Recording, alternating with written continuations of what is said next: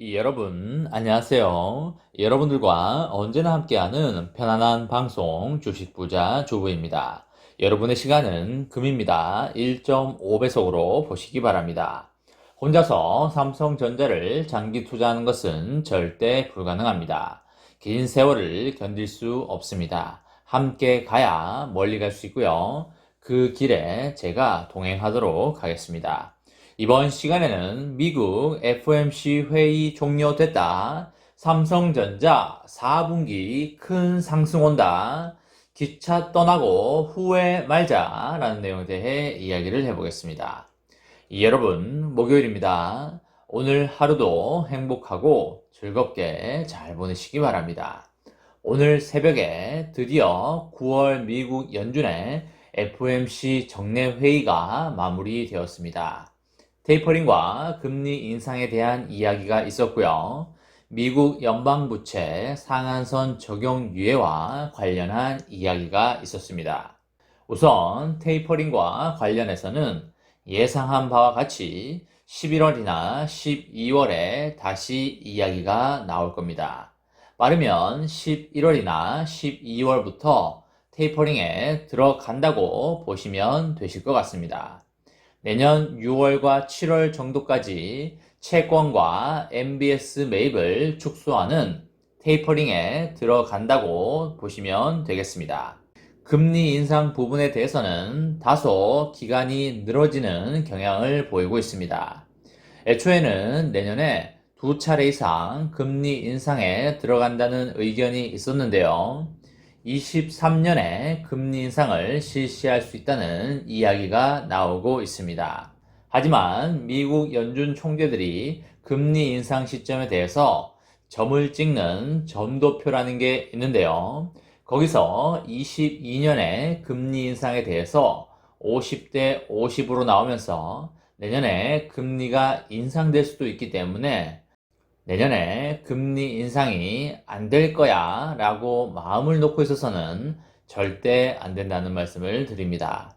투자를 하실 때는 혹여나 내년에 금리 인상이 될 수도 있으니까 만약에 금리 인상이 된다면 나는 어떤 식으로 대응을 하지 라는 시나리오가 반드시 있으셔야 함을 알려드립니다. 그렇게 준비를 하다가 실제로 23년에 금리 인상을 하더라도 큰 무리가 없는 것입니다. 그리고 고용 지표가 꾸준히 더 좋아져야지 금리 인상에 들어갈 수 있다는 발언이 나왔고요. 어느 정도의 인플레이션 상황에 들어선 것은 맞다고 말을 하였습니다. 그리고 미국 정부 부채 한도에 대해서도 이야기가 나왔는데요. 21년 7월 기준으로 미국 부채 한도가 22조 달러로 제한이 되어 있습니다. 하지만 현재 미국 부채는 28조 달러로 부채 한도를 훨씬 초과한 상태입니다. 미국 하원이 오는 12월 3일까지 연방정부에 자금을 지원하고요. 부채 한도를 내년 12월까지 유예하는 법안을 찬성 220대 반대 211표로 통과를 시켰습니다.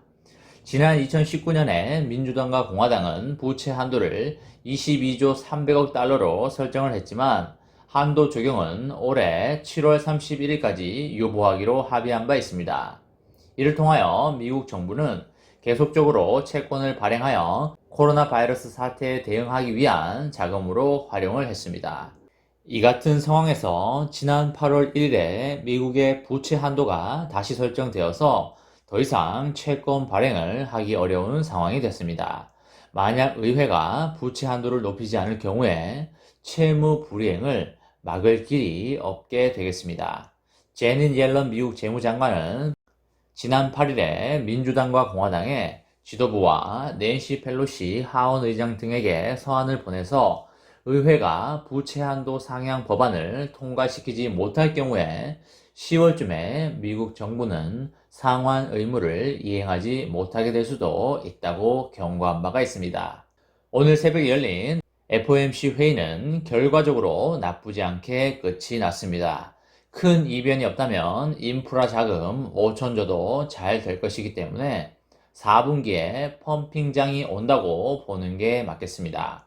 따라서 삼성전자도 8만 원은 당연히 터치하는 것이고요.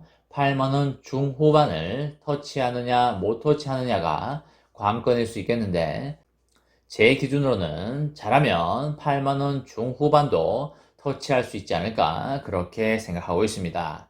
인프라법 통과가 반드시 필요하고요. 이번에 주가가 올라간다면 펀더멘털의 급상승으로 인한 주가의 상승이라기보다는 유동성의 힘으로 주가를 밀어올리는 거라고 보시면 되시겠습니다.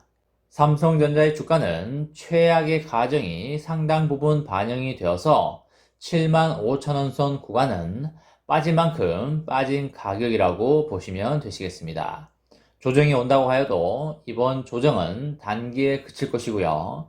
메모리 대비하여 공급 부족이 상대적으로 심한 비메모리 섹터에서 IT 공급망 차질을 누리거나 수혜를 볼 종목이 DB 하이텍과 한미 반도체가 되겠습니다. 반도체 업종에 대한 비중을 점차 늘려나가는 게 좋아 보입니다. D램 현물 가격이 하락하면서 고정 거래 가격을 하회하고 있는데요. 하지만 크게 걱정할 수준은 아닙니다. 삼전은 서버 D램과 모바일 D램의 매출액이 메모리 반도체에서 대부분을 차지하고 있고요. D램 현물 가격의 기준인 PC용 D램의 매출액은 아주 큰 편은 아닙니다. 2022년 1분기까지 메모리 업황 불확실성이 존재할 수는 있겠지만 주가는 2개 분기를 통상선행하고 있습니다. 최근에 베트남과 말레이시아의 코로나 확산세가 둔화되고 있고 D램 현물 가격 하락세 둔화도 주목해 볼 필요가 있습니다. 2분기 비메모리 공급 부족과 2분기 말 이후에 베트남과 말레이시아의 코로나 확산에 의한 스마트폰과 서버 부품의 생산 차질이 문제였습니다.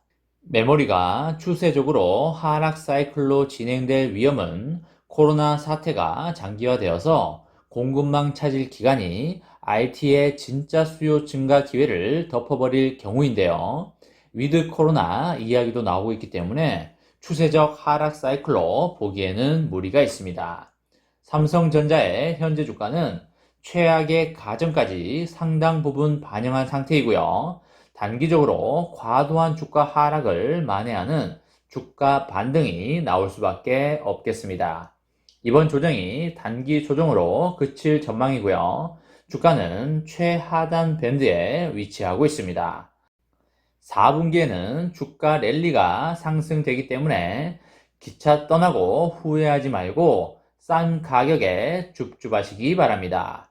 이번 시간에는 미국 FOMC 회의 종료됐다. 삼성전자 4분기에 큰 상승 나온다. 기차 떠나고 후회하지 말자라는 내용으로 이야기를 해보았습니다. 저와 함께 삼성전자 장기 투자로 행복한 미래를 만들어 가실 분은 구독과 좋아요를 눌러주시면 감사하겠습니다. 저와 함께 하시면 100% 희망찬 노후가 기다리고 있다는 말씀을 드리고요. 불안한 노후 저와 함께 걱정 없이 날려보내시기 바랍니다. 이번 영상은 여기까지 하겠습니다. 시청해 주셔서 감사합니다.